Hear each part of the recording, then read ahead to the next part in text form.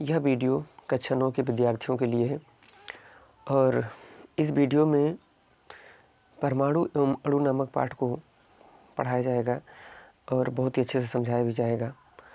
दूसरी चीज़ ये है कि बहुत सारे बच्चों को दिक्कत हो रही थी इस पाठ को समझने में, तो वो उनका ऐसा कहना था कि सर हम लोग आपसे नहीं पढ़ें तो दिक्कत हो रही है, तो मैं ये वीडियो उनके लिए बना रहा हूँ और वही बच्चे इस वीडियो को देखेंगे और अपने नॉलेज को और विस्तृत करेंगे। ठीक है, चलिए अब आगे बढ़ते हैं।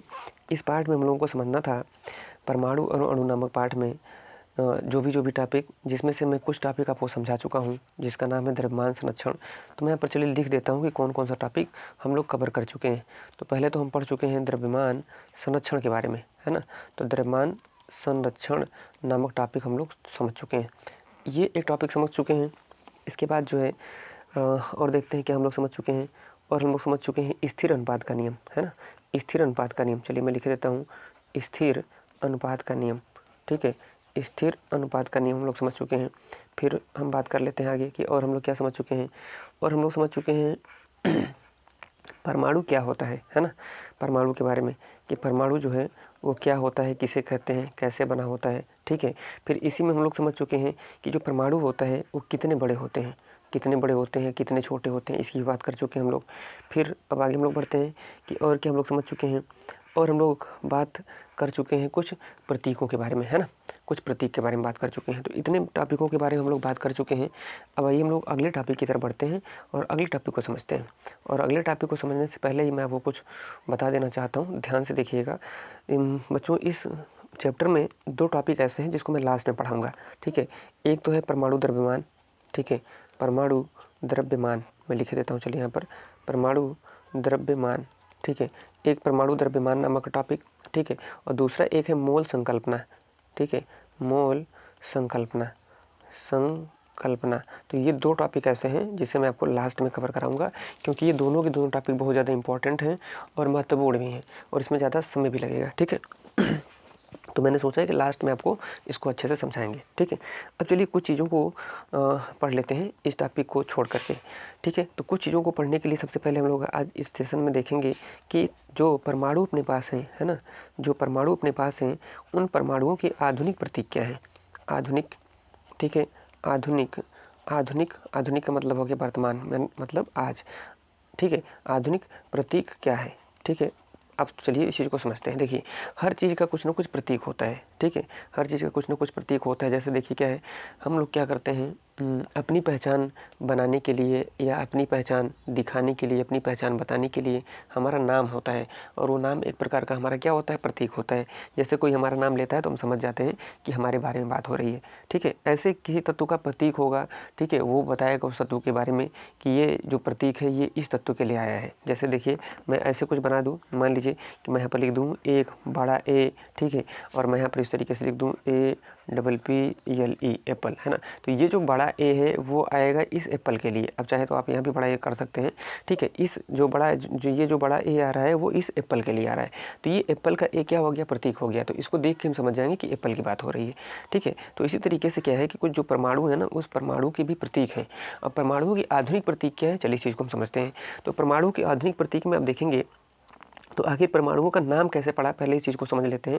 जैसे हाइड्रोजन का हाइड्रोजन नाम कैसे हो गया, है ना, और भी तमाम सारे जो अपने पास परमाणु हैं उनका नाम कैसे पड़ गया। तो देखिए ये बोल क्या रहा है बुक के अंदर, ये लाइन बोल रहा है कि प्रारंभ में तत्वों के नामों की व्युत्पत्ति उन स्थानों के नामों से की गई जहाँ वे सर्वप्रथम पाए गए। जैसे इसमें बोल ये रहे हैं कि वो तत्व जिस स्थान से पाया गया था उसी स्थान के नाम पर उस तत्व का नाम रख दिया गया था। ठीक है, उसी स्थान के नाम पर ही क्या किया गया था, उस तत्व का नाम रख दिया गया था। जैसे देखिए अपने आजकल अपने गांव में भी होता है। जैसे क्या होता है, किसी गांव का नाम, जैसे मान लीजिए किसी गांव का नाम किसी व्यक्ति के नाम पर रख दिया जाता है। ठीक है, किसी गांव का नाम किसी व्यक्ति के नाम पर रख दिया जाता है। जैसे अपने तरफ देखिए एक पड़ता है लोहिया फार्म। ठीक है, एक लोहिया नामक व्यक्ति थे, उनके नाम पर रख दिया गया था लोहिया फार्म। ऐसे ही इस तत्व में क्या हुआ था कि वह तत्व जिस स्थान से खोजा गया था उसी स्थान के नाम पर उस तत्व का नामकरण कर दिया गया, मतलब उस तत्व का नाम रख दिया गया है, यही बोल रहा है। अब देखिए बोल क्या रहा है, कह रहा है, उदाहरण दे रहा है, कह रहा है कि जो कापर है ना ये साइप्रस से उत्पन्न हुआ है, मतलब साइप्रस शब्द से कापर का नाम आया है। कह रहा है कुछ तत्वों के नामों को विशिष्ट रंगों से लिया गया है, यानी कुछ तत्व ऐसे थे जिनके उनके रंग के आधार पर भी उनका नाम रख दिया गया। अगर वो जिस रंग के हैं उसी रंग के आधार पर उनका नाम रख दिया गया है। जैसे अपने भारत में देख लीजिए क्या होता है, भारत में नहीं, ये सब जगह नहीं देखने को मिलता है ऐसा, कहीं कहीं पर कोई अगर जो है बहुत ज़्यादा काला होता है तो कल्लू नाम उसका रख देते हैं। तो ऐसे ही रंगों के आधार पर भी उसका नाम रखा गया है कुछ तत्वों का। तो इसी तरीके से बोला जा रहा है कि जो स्वर्ण है ना, स्वर्ण, ठीक है, जिसको हम गोल्ड बोलते हैं इंग्लिश में, उसका नाम हम गोल्ड क्यों रखे हैं, इसलिए रखे हैं क्योंकि गोल्ड का जो अर्थ है वो पीला होता है और जो सोना होता है पीले रंग का होता है। इसीलिए हम सोने को कोई और नाम न देकर के गोल्ड दे रहे हैं, क्योंकि गोल्ड पीला होता है और सोना भी क्या होता है, पीला होता है। तो देखिए रंग के आधार पर नाम हो गया है ना। तो कुछ तत्व ऐसे हैं जिनको रंग के आधार पर भी उनका नाम रख दिया गया है, और कुछ तत्व ऐसे हैं जिनका नाम जिस स्थान से पाए गए हैं उस स्थान के आधार पर भी रख दिया गया है। ठीक है, अब देखिए बोल क्या रहा है, बोल ये रहा है कि जो तत्व हैं उनके संकेत अगर हम लिखते हैं तो उनके संकेत अगर लिखते हैं और उनके संकेत में 2 लेटर होते हैं, तो उन लेटरों में मतलब 2 अक्षर अगर होते हैं तो उन अक्षरों में सबसे पहला अक्षर जो है कैपिटल लिखेंगे आप, और सबसे पहला अक्षर कैपिटल होगा, इसके बाद जो दूसरा अक्षर होगा वो स्मॉल होगा। जैसे मैं आपको लिख के दिखाता हूँ। जैसे देखिए एल्युमिनियम की बात करेंगे तो हम ऐसे ए और एल नहीं लिखेंगे, पहला वाला तो कैपिटल होगा, ठीक है, और दूसरा वाला क्या होगा, स्मॉल होगा। मतलब ये आपको याद रखना है कि ये एल्युमिनियम का प्रतीक है और पहला कैपिटल है, दूसरा क्या है, स्मॉल है। ठीक है, तो ऐसे ही बोल रहे हैं। अब आइए इस चीज़ को हम लोग समझ लेते हैं। ठीक है, चलिए तो मैं यहाँ पर लिखता हूँ। अब बोल क्या रहा है ये, देखिए बोल ये रहा है कि हाँ, बोल ये रहा है कि जो उदाहरण है, अगर हमको यच लिख दें तो इस यच का मतलब क्या होता है, तो इस यच का मतलब होता है हाइड्रोजन। क्या होता है बताइए, इस यच का मतलब जो है, इस यच का मतलब होता है हाइड्रोजन।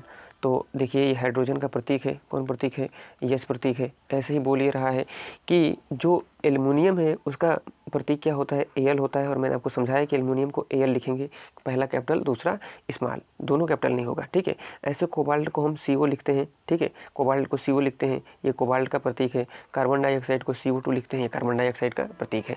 तो ये तत्वों के क्या होते हैं, आधुनिक प्रतीक होते हैं। कुछ और भी प्रतीक होते हैं, आइए उन प्रतीकों को हम लोग समझते हैं। ठीक है, चलिए तो मैं आपको इस स्लाइड में दिखाता हूँ। बात करते हैं हम लोग, और मैं आपको बता ही चुका हूँ कि परमाणु द्रव्यमान हम लोग लास्ट में पढ़ेंगे, तो इस टॉपिक को हम लोग लास्ट में कवर करेंगे। यहाँ पर आते हैं। अब देखिए बोल क्या रहा है, कुछ तत्वों के और नाम कैसे रखे हुए हैं इसके बारे में देखिए, ये क्या जानकारी दे रहा है, क्या बोल रहा है, मैं आपको दिखाना चाहता हूँ, जूम कर देता हूँ। चलिए अब देखिए क्या बोल रहा है, कह रहा है कि कुछ तत्वों के प्रतीक उनके अंग्रेजी नामों के प्रथम अक्षर तथा बाद में आने वाले किसी एक अक्षर को संयुक्त करके बनाते हैं। मतलब बोल रहा है कि कुछ तत्व ऐसे हैं, उनके नाम का जो प्रतीक हम बनाते हैं वो प्रतीक क्या होता है कि उनके पहले वाले अक्षर को लेते हैं और उसमें जो बाद में कोई अक्षर आता है उस अक्षर को ले लेते हैं, तो उसके प्रतीक को हम लिख देते हैं। चलिए इस चीज़ को मैं आपको समझा देता हूँ यहाँ पर। चलिए देखिए इस तरीके से कुछ ये बोल रहे हैं। जैसे अगर मैं यहाँ पर लिखना चाहूँ क्लोरीन, ठीक है, मैं देखिए यहाँ पर लिखता हूँ क्लोरीन, तो क्लोरीन को कुछ ऐसा लिखा जाता है, क्लोरीन, है ना, क्लोरीन, इस तरीके से क्लोरीन लिखा गया। अब क्लोरीन का अगर प्रतीक बनाना हो तो हम क्या कैसे लिखेंगे क्लोरीन का प्रतीक, तो देखिए क्लोरीन का प्रतीक बनाने के लिए इन्होंने क्या किया, क्लोरीन में का इन्होंने C उठा लिया, तो यहाँ पर C हो गया, और इसी में का इन्होंने यल उठा लिया। ठीक है, ये देखिए यल उठा लिया, तो Cl से इन्होंने क्या बता दिया, Cl से इन्होंने बता दिया कि जो Cl है वही क्या बताइए, क्लोरीन है। यानी जो तत्व हैं उन तत्वों के अगर प्रतीक हम लिख रहे हैं तो प्रतीक में हम क्या करेंगे, उनका पहला अक्षर ले लेते हैं, इसके बाद बीच में या लास्ट में जो भी अक्षर पढ़ते हैं उन अक्षरों में से कोई एक अक्षर लिख लेते हैं। तो जैसे क्लोरीन में इन्होंने C लिख लिया और बीच से यल उठा के इन्होंने लिख लिया और बताया कि जो Cl है ये Cl क्या बताइए, क्लोरीन है। तो अब आप समझ गए होंगे कि प्रतीक किस तरीके से बनाया गया है। अब आप अपने मन से कुछ प्रतीक ना बना दीजिएगा कि हम क्या कर रहे हैं, C ले रहे हैं और लास्ट वाला E ले रहे हैं और बोल दें कि ये क्लोरीन है। नहीं नहीं, ऐसा नहीं है। इसको IUPAC ने बना के दिया है कि ये Cl ही हम लिखेंगे तो हम Cl ही बोलेंगे, हम अपने से जो है CE नहीं लिखेंगे। ठीक है, चलिए अब आगे बढ़ते हैं हम लोग। तो इस तरीके से जो है तत्वों के प्रतीक लिखे गए हैं, और कुछ प्रतीकों के बारे में और जानकारी हासिल करते हैं। कुछ प्रतीक के बारे में ये बोल रहा है कि अन्य तत्वों के प्रतीकों को लैटिन, जर्मन या ग्रीक भाषाओं में उनके नामों से बनाया गया है। जैसे देखिए क्या बोल रहा है कि जो आयरन होता है जिसे हम लोहा कहते हैं उसका प्रतीक हम क्या लिखते हैं, Fe लिखते हैं। अब Fe क्यों लिखते हैं, क्योंकि ये लैटिन भाषा से आया है और लैटिन भाषा में हम लोहे को फेरम बोलते हैं। और फेरम में देखेंगे तो फेरम अगर लिखने हम जाएँ तो सबसे पहले क्या लिखेंगे, सबसे पहले तो लिखेंगे हम क्या, F, ठीक है, सबसे पहले हम लिखेंगे Fe, इस तरीके से फिर बढ़ेंगे R, तब जाकर फेरम लिखा जाएगा। चलिए मैं आपको यहाँ पर दिखाता हूँ, देखिए कुछ इस तरीके से। चलिए तो बोल रहा है कि जो जिसको हम लोहा बोल रहे हैं, ठीक है, हम जिसको विज्ञान की भाषा में लोहा बोल रहे हैं, विज्ञान की भाषा में जिसे हम लोहा बोल रहे हैं और जिसे हम आयरन के नाम से जानते हैं, IRON, आयरन के नाम से जानते हैं, ये लैटिन भाषा का शब्द से लिया गया है। चलिए मैं यहाँ पर लिख देता हूँ, लैटिन भाषा के शब्द से लिया गया है। अब लैटिन भाषा के शब्द में लोहा आयरन को क्या बोलते हैं? फेरम बोलते हैं। ठीक है, तो फेरम को अगर हम लिखेंगे तो क्या लिखेंगे बताइए? इस तरीके से FER, ठीक है, फिर ऐसे UAM, तो ये भी फेरम, या ऐसे भी लिख सकते हैं FERAM, ये भी फेरम। तो अब इसमें बोल ये रहा है कि फेरम में हम देख रहे हैं तो शुरू में क्या आ रहा है? शुरू में FE आ रहा है, तो इस FE को उसने उठा लिया है और इसी FE से क्या किया है? लोहे का प्रतीक बना दिया है। ठीक है, और लोहे का प्रतीक जिसे हम आयरन बोलते हैं उसको क्या लिखते हैं बताइए? FE लिखते हैं, है ना। तो ये ऐसे ही बोल रहा है कि कुछ ऐसे तत्व हैं अपने पास जिनके नाम हम क्या किए हैं? लैटिन भाषा से लिए हुए हैं। ठीक है, लैटिन भाषा से लिए हुए हैं।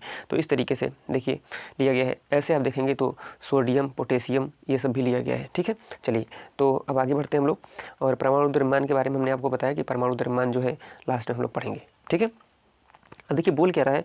बोल रहा है कि जो सोडियम है ना, उसका प्रतीक क्या है? Na है। और बोल रहा है कि जो पोटेशियम जिसका प्रतीक K होता है, इसको कैसे लिया गया है? इसको लिया गया है केलियम नामक शब्द से। केलियम, अब केलियम में K आएगा पहले, तो K को उठा दिया इसने, तो बता दिया कि K का मतलब है पोटेशियम। और ऐसे ही सोडियम को नाइट्रियम कहा जाता है, तो नाइट्रियम अगर लिखेंगे तो Na से शुरू होगा, तो Na प्रतीक बना दिया गया किसका? सोडियम का। अब कुछ प्रतीकों के बारे में हम लोग समझ लेते हैं। चलिए देखिए, आपकी स्क्रीन पर दिखाई दे रहा होगा और मैं इधर लिख के भी दिखा देता हूँ आपको। चलिए हाँ, देखिए कुछ प्रतीकों के बारे में आपको याद रखना है और ये बहुत ही हेल्पफुल होगा, याद रख लेना। जैसे देखिए एल्युमिनियम को हम लोग लिखते हैं Al, है ना, एल्युमिनियम को Al लिखा जाता है। आर्गन को लिखा जाता है Ar, और मैंने अभी आपको बताया कि पहला कैपिटल होगा, दूसरा वाला स्मॉल होगा। ठीक है, और ऐसे ही बेरियम को हम Ba लिखते हैं। फिर बोरान को B लिखा जाता है। ठीक है, ब्रोमीन को Br लिखा जाता है। फिर इसी तरीके से कैल्शियम को Ca लिखेंगे, कार्बन को सिर्फ C लिखेंगे, क्लोरीन को Cl लिखेंगे। ठीक है, फिर कोबाल्ट को हम Co लिखते हैं, है ना। ये प्रतीक हो गए कुछ आधुनिक तत्वों के। कुछ चीज़ों को और लिख लेते हैं, चलिए कुछ तत्वों को और। फिर ऐसे कापर को आप देखेंगे तो कापर को हम Cu लिखते हैं। फ्लोरीन को F लिखा जाता है। ठीक है, जिसे हम गोल्ड कहते हैं, स्वर्ण कहते हैं, सोना कहते हैं। ठीक है, उसे हम Au से लिखते हैं। ठीक है, हाइड्रोजन को H लिखा जाता है। आयोडीन को बच्चों I लिखा जाता है। आयरन को, जिसे हम अभी समझा रहे थे कि लोहा बोला जाता है, उसको Fe लिखा जाता है, जो फेरियम से आया था। सीसा जिसको लेड बोलते हैं उसको Pb लिखा जाता है। ठीक है, मैग्नीशियम को Mg से प्रदर्शित करते हैं। ठीक है, मतलब मैग्नीशियम का प्रतीक Mg है।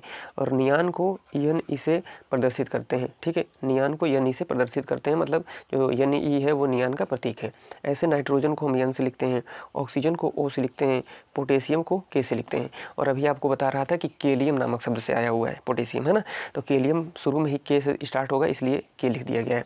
और फिर ऐसे देखेंगे तो सिलिकॉन को हम I से लिखेंगे। फिर चांदी जिसको सिल्वर बोलते हैं उसको Ag से लिखते हैं। फिर सोडियम को Na से लिखते हैं। फिर सल्फर को S से लिखते हैं। यूरेनियम को U से लिखते हैं। जिंक को किससे लिखते हैं? Zn से लिखते हैं। तो ये इतने तत्व हैं, इन तत्वों के नाम आपको याद रखना है। चलिए मैं एक बार फिर से दोहरा देता हूँ। Al माने एल्युमिनियम, Ar माने आर्गन, और Ba का मतलब क्या होता है बताइए? अभी तुरंत मैंने आपको बताया था कि Ba का मतलब जो होता है वो होता है बेरियम। तो Ba का मतलब हो जाएगा बेरियम, B का मतलब boron, bromine, calcium, carbon, chlorine, cobalt, copper, iron, gold मतलब सोना, हाइड्रोजन, आयोडीन, फिर ये हो जाएगा आयरन। ठीक है, फिर से एक बार बोल देता हूँ। देखिए ये कापर है, ये आपका फ्लोरीन है, ये फ्लोरीन है, कापर है, फ्लोरीन है, फिर ये गोल्ड है, सोना है, फिर ये हाइड्रोजन है, आयोडीन है और आयरन है। ये लेड है यानी सीसा है, मैग्नीशियम है, और Ne का मतलब होता है नियान, ये नियान है। ये नाइट्रोजन है, ये नाइट्रोजन हो गया। फिर इसके बाद आप देखेंगे तो ये ऑक्सीजन हो गया। ठीक है, ये ऑक्सीजन है, और ऑक्सीजन के बाद ये क्या होता है? पोटेशियम होता है। और फिर पोटेशियम के बाद SI क्या होता है? तो SI जो होता है वो सिलिकॉन होता है ना, सिलिकॉन होता है।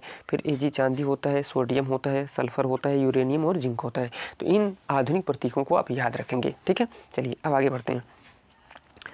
तो आगे बढ़ेंगे हम लोग, तो जो है आगे बढ़ते हैं और देखते हैं कुछ चीज़ों के बारे में और। तो बात करते हैं हम लोग। चलिए मैं इस तरफ करके आपको दिखाता हूँ स्लाइड को। तो जब आगे बढ़ेंगे बच्चों तो और आगे हमको पढ़ने को क्या मिलेगा? और आगे हम लोगों को पढ़ने को मिलेगा इसमें जो है मोल संकल्पना के बारे में। तो मोल संकल्पना और परमाणु द्रव्यमान मैंने आपसे कहा था कि लास्ट में पढ़ेंगे, है ना। चलिए दूसरा चीज़ हम लोगों को पढ़ना है यहाँ पर कि अणु क्या होता है, ठीक है, और तत्वों के अणु कैसे होते हैं, यौगिक के अणु क्या होते हैं, इनके बारे में हमें जानकारी लेना है। फिर आयन क्या होता है, रासायनिक सूत्र कैसे लिखा जाता है। बहुत सारे बच्चों की समस्या होती है कि रासायनिक सूत्र नहीं लिख पाते हैं। तो आइए सबसे पहले हम लोग समझ लेते हैं कि अणु क्या है। चलिए तो मैं थोड़ा सा जूम करता हूँ ताकि इसको समझा जा सके। ये आपके सामने दिखाई दे रहा होगा। चलिए अब बोल क्या रहा है, बोल रहा है कि अणु ऐसे 2 या 2 से अधिक परमाणुओं का समूह होता है। देखिए मैं यहाँ पर बात कर रहा हूँ, समझिएगा। ये देखिए, चलिए मैं आपको दिखा देता हूँ। काम नहीं कर रहा है भाई, कोई बात नहीं काम कर रहा है तो चलिए मैं ऐसे कुछ दिखाता हूँ आपको कि क्या बोलना चाह रहा है ये। देखते हैं शायद ये काम करें। चलिए फिर से एक बार दिखाने का प्रयास करता हूँ आपको। हाँ अब काम करेगा। देखिए बोल रहा है कि अणु ऐसे 2 या 2 से अधिक परमाणुओं का समूह होता है जो आपस में रासायनिक बंध द्वारा जुड़े होते हैं अथवा वे परस्पर आकर्षण बल द्वारा कसकर जुड़े होते हैं। अणु को किसी तत्व अथवा यौगिक के उस सूक्ष्मतम कण के रूप में परिभाषित कर सकते हैं जो स्वतंत्र रूप से अस्तित्व में रह सकता है तथा जो उस यौगिक के सभी परमाणुओं को प्रदर्शित करता है। एक ही तत्व के परमाणु अथवा भिन्न भिन्न तत्वों के परमाणु परस्पर संयोग करके अणु बनाते हैं। चलिए इस चीज़ को समझ लेते हैं कि क्या बोल रहा था, है ना।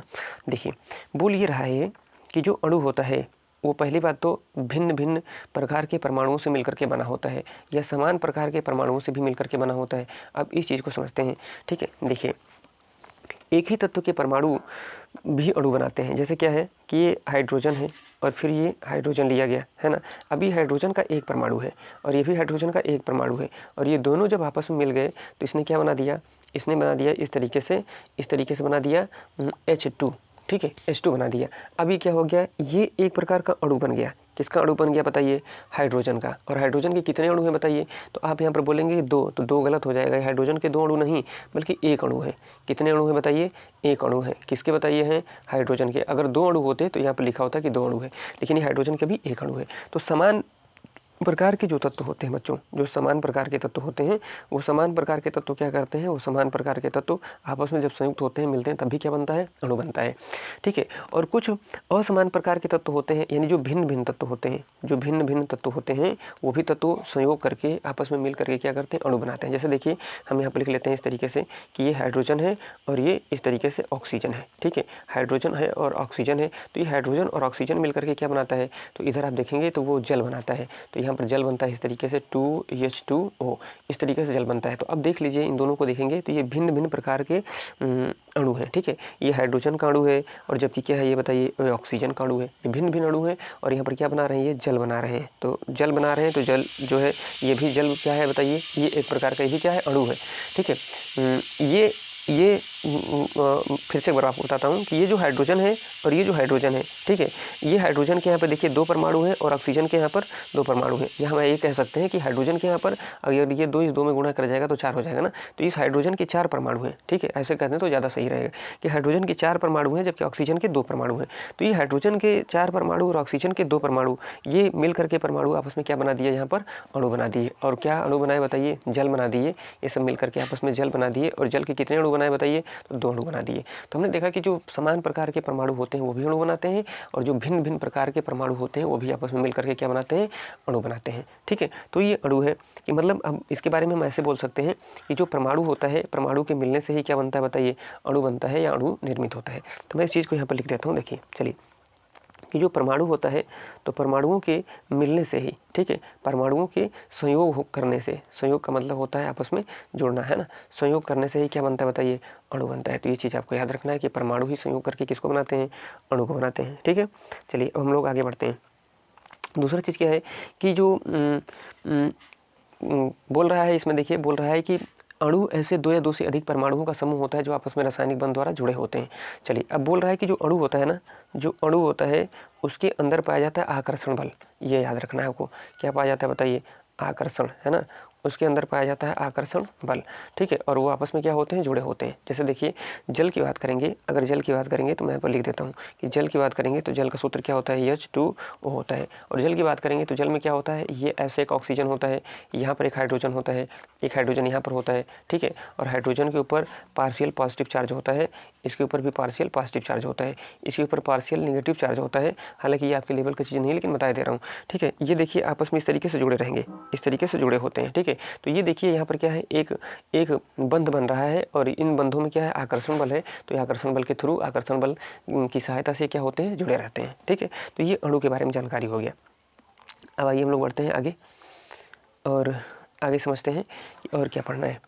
और हम लोगों को पढ़ना है, इधर हम लोग आएंगे तो ये बोल रहे हैं तत्वों के अणु के बारे में। तो तत्वों के अणु क्या होते हैं, चलिए इस चीज़ को समझते हैं। चलिए अब बोल रहा है कि जो तत्व हैं उनके अणु क्या होते हैं। तो कुछ तत्व के अणुओं के बारे में इसने बोला है कि किसी तत्व के अणु एक ही प्रकार के परमाणुओं पर द्वारा संरचित होते हैं। मतलब किसी तत्व के अणु एक ही प्रकार के परमाणुओं द्वारा संरचित होते हैं, जैसे आर्गन है, हीलियम है, ठीक है, ऐसा बोल रहा है, ठीक है। अब कुछ चीज़ों के बारे में और बोल देते हैं, आपको बोल रहा है, समझते हैं चीज़ को। देखिए चलिए अब देखिए, याद रखिएगा कि ऑक्सीजन और ऑक्सीजन मिलके क्या बनाता है, 2 ऑक्सीजन बनाता है। अब इन दोनों में अंतर क्या है कि ये ऑक्सीजन का एक परमाणु है ना, एक परमाणु है, ये भी ऑक्सीजन का क्या बताइए, एक ही परमाणु है। लेकिन यहाँ पर इसने क्या बनाया, इसने बनाया एक अणु। क्या बनाया बताइए, एक अणु। तो ऑक्सीजन को हम क्या बोलते हैं, ऑक्सीजन को हम बोलते हैं द्विक परमाणुक अणु या द्विपरमाणुक अणु बोलते हैं, ठीक है, द्विपरमाणुक अणु बोलते हैं। अब द्विपरमाणुक अणु क्यों बोलते हैं, क्योंकि जो ऑक्सीजन है O2 है, 2 परमाणुओं से मिलकर के बना है। ऐसे आप देखेंगे तो Cl2 भी होता है, ऐसे देखेंगे तो H2 भी होता है ना, इस तरीके से। तो ये सब क्या है बताइए, द्विपरमाणुक अणु होते हैं। तो याद रखना है आपको कि द्विपरमाणुक अणु किसे बोलते हैं, ठीक है। और वहीं देखिए अगर ऑक्सीजन को 3 बार ले लेते हैं, जैसे O2 तो ऑक्सीजन कहलाता है, लेकिन अगर हम कहीं पर O3 ले लेते हैं तो ये O3 ऑक्सीजन नहीं बल्कि ओजोन हो जाता है। क्या हो जाता है बताइए, ओजोन हो जाता है ना। और ओजोन क्या होता है बताइए, सूर्य से आने वाली पराबैंगनी किरणों से हमारी रक्षा करता है। और ये कहाँ पाया जाता है, वायुमंडल में। वायुमंडल की जो परतें होती हैं उन परतों में पाया जाता है। अगर ये ओजोन परत नहीं रहेगी तो सूर्य से पराबैंगनी किरणें सीधे धरती पर चली जाएंगी और हमारी त्वचा पे पड़ेंगी, तो त्वचा संबंधित रोग उत्पन्न हो सकता है, दाद, खाज, खुजली, है ना। तो ये ओजोन क्या करता है, अल्ट्रा वायलेट किरणें जो होती हैं, पराबैंगनी किरणें, उनसे हमारी रक्षा करता है। अब कुछ चीज़ों को समझ लेते हैं इसमें, चलिए देखिए आइए समझते हैं। देखिए क्या बोल रहा है, ये यहाँ पर देखिए कुछ बोल रहा है, किसके किसके बारे में बोल रहा है। पहले तो ये बोल रहा है कि जो आर्गन है वो एक परमाणुक है, ठीक है, हीलियम एक परमाणुक है, लेकिन ऑक्सीजन द्विपरमाणुक है, मतलब O2 लिखते हैं। हाइड्रोजन को H2 लिखते हैं, ठीक है, मैंने आपको दिखाया भी है इधर कि हाइड्रोजन को H2 लिखते हैं। नाइट्रोजन को भी हम लिखते हैं N2, तो द्विपरमाणुक है, ठीक है। फिर ऐसे क्लोरीन भी द्विपरमाणुक है, मैंने क्लोरीन को भी दिखाया आपको इधर। फास्फोरस जो है वो चतुर्परमाणुक है। अब चलिए इस चीज़ को समझते हैं कि क्या बोलना चाह रहा है। तो हम लोग आ गए जो ये बोल रहे हैं उस टॉपिक पर, ठीक है। चलिए अब आपको याद रखना है कि जो ऑक्सीजन है वो ऑक्सीजन जो है वो ऑक्सीजन द्विपरमाणुक है, यानी O2 लिखते हैं। हाइड्रोजन को H2 लिखते हैं, ये भी द्विपरमाणुक है, ठीक है। नाइट्रोजन को हम N2 लिखते हैं, ये भी द्विपरमाणुक है। क्लोरीन को Cl2 लिखते हैं, ये भी द्विपरमाणुक है। लेकिन जो फास्फोरस होता है ये चतुर्परमाणुक होता है, इसको P4 लिखा जाता है ना। ऐसे जो सल्फर होता है ये बहुपरमाणुक होता है, ठीक है। तो ये आपको याद रखना है। लेकिन यहीं पर अगर ये सब क्या होता है, ये सब के सब जो चीज़ें आप देख रहे हैं ये सब के सब अधातु होते हैं, ठीक है, अधातु। अब अधातु किसे कहते हैं, अधातु हम उसे कहते हैं जो इलेक्ट्रॉन का त्याग नहीं करता है, ठीक है। या ऐसे कह दें तो ज़्यादा बढ़िया रहेगा कि अधातु वह होता है जिसमें विद्युत धारा प्रवाहित नहीं हो सकती है, ठीक है।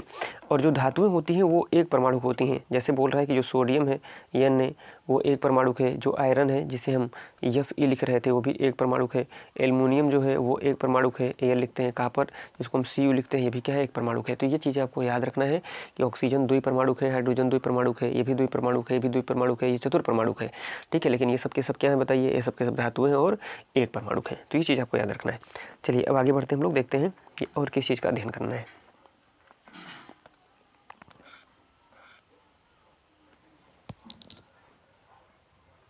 तो हम लोगों को आगे अध्ययन करना है यौगिकों के अणु के बारे में, कि यौगिकों के अणु क्या होते हैं। तो बच्चों एक काम करते हैं, वीडियो ये लंबा हो जाएगा, इस वीडियो को यहीं पे बंद करते हैं और अगले वीडियो में ये चैप्टर हम लोग खत्म कर चुके होंगे, क्योंकि अगली वीडियो में हम लोग को पढ़ना है परमाणु द्रव्यमान के बारे में, मोल संकल्पना के बारे में, फिर रासायनिक सूत्र कैसे लिखेंगे उसके बारे में और आयन के बारे में। बस ये चैप्टर आपका खत्म हो जाएगा, है ना। तो मिलते हैं अगली वीडियो में और इसका अच्छे से अध्ययन करिएगा, हो सकेगा तो 2-3 बार देखिएगा ताकि ज़्यादा से ज़्यादा चीज़ें आपको समझ में आ जाए, ठीक है। और दूसरा चीज़ ये है कि इस चैनल पर आप नए हो तो चैनल को सब्सक्राइब कर लीजिएगा और वीडियो को शेयर कर दीजिएगा।